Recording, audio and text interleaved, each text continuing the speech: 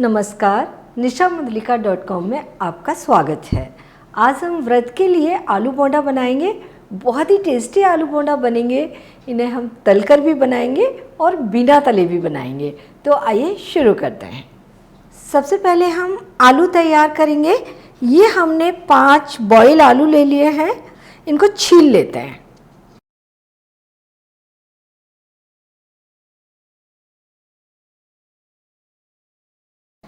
अब इन्हें बारीक तोड़ लेंगे।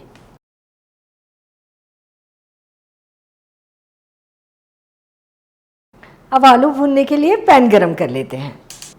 पैन में 2 छोटे चम्मच तेल डालेंगे, गरम होने देंगे। तेल में आधा छोटी चम्मच जीरा डाल देंगे।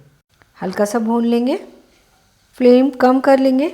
ये 3-4 हमने बारीक कटे हुए हरे मिर्च लिए हैं और 1 छोटी चम्मच ग्रेटेड अदरक का पेस्ट भी ले सकते हैं। मसालों को थोड़ा सा भूनेंगे और अब ये मैश डालूं।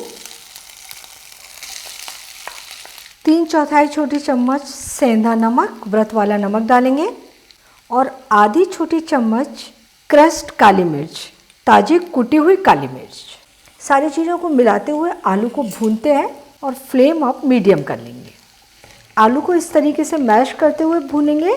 हमें इन्हें एकदम बारीक करना है। इसमें हम ये 2-3 टेबल स्पून धनिया डाल देते हैं और आधा नींबू का रस डाल देते हैं निचोड़कर। लगभग 1 से 1.5 चम्मच नींबू का रस डाल देंगे। थोड़ा सा और भून लेते हैं इन्हें। ये आलू अच्छे तरीके से भुन गए हैं। हमारे आलू तैयार हो गए हैं। गैस बंद कर देते हैं और इन्हें हम बर्तन में निकाल लेंगे और थोड़ा ठंडा होने देंगे। और अब बोंडा के लिए बैटर बना लेते हैं।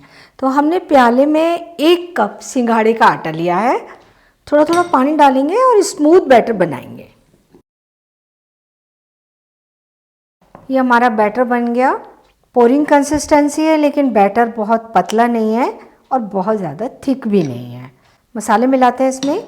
आधा छोटी चम्मच क्रश्ड काली मिर्च, आधा छोटी चम्मच से थोड़ा सा ज़्यादा सेंधा नमक और ये 1 छोटी चम्मच ग्रेटेड अदरक।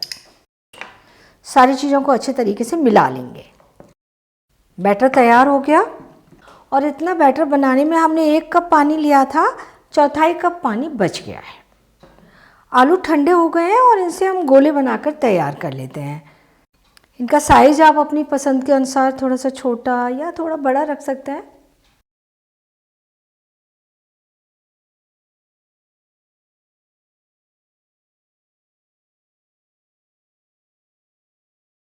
आलू के गोले तैयार हो गए, बैटर तैयार हो गया। तो अब इन्हें तलने के लिए तेल गरम कर लेते हैं। तेल को चेक कर लेते हैं। थोड़ा सा बैटर डाल देते हैं। बैटर सीख रहा है और हमें ये बोंडे तलने के लिए तेल बहुत ज़्यादा गरम नहीं चाहिए, मीडियम गरम चाहिए और फ्लेम भी मीडियम चाहिए। तो बोंडे तलने के लिए डालते हैं।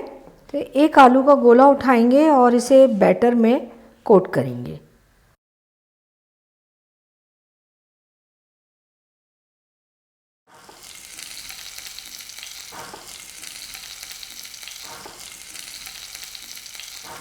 थोड़ा तेल हम इनके ऊपर इस तरीके से उछालेंगे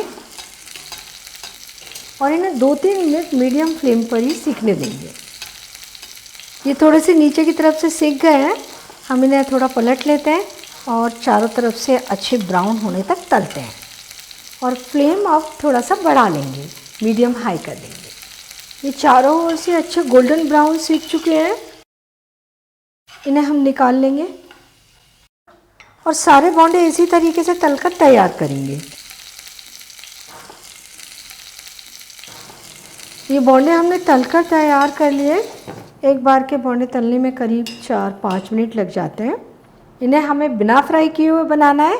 उसके लिए हमें अप्पम मेकर का यूज करना होगा। तो ये हमने अप्पम मेकर ले लिया और इसे गर्म कर लेते हैं। फ्लेम लो से थोड़ी सी ज़्यादा रखेंगे और इसमें हम 2-2, 3-3 ड्रॉप ऑयल की डाल देंगे। इसे 1-1.5 मिनट गर्म होने देते हैं। तो अब हम बोंडे को अप्पम मेकर में सेकने के लिए रखते हैं।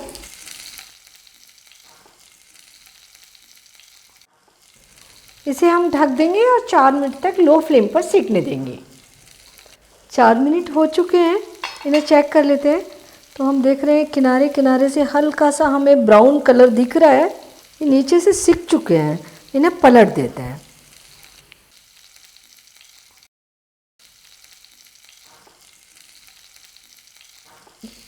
दूसरी ओर से भी इसी तरीके से हमें इन्हें ब्राउन कर लेना है। इन्हें ढक देंगे और फिर से 4-5 मिनट सेकने देंगे। इन्हें चेक कर लेते हैं। नीचे से भी ये अच्छे ब्राउन होने लगे हैं। अब हम इन्हें खुले इस तरीके से घुमा घुमा कर, जहाँ भी लगे कि थोड़े हल्के सिके हैं वहाँ सेक लेंगे। ये बोंडा भी चारों तरफ से सिक कर तैयार हो गए हैं। तो जो जो बोंडा हमें ऐसा लग रहा है कि अच्छा सिक गया है चारों ओर से, वो हम निकाल लेंगे।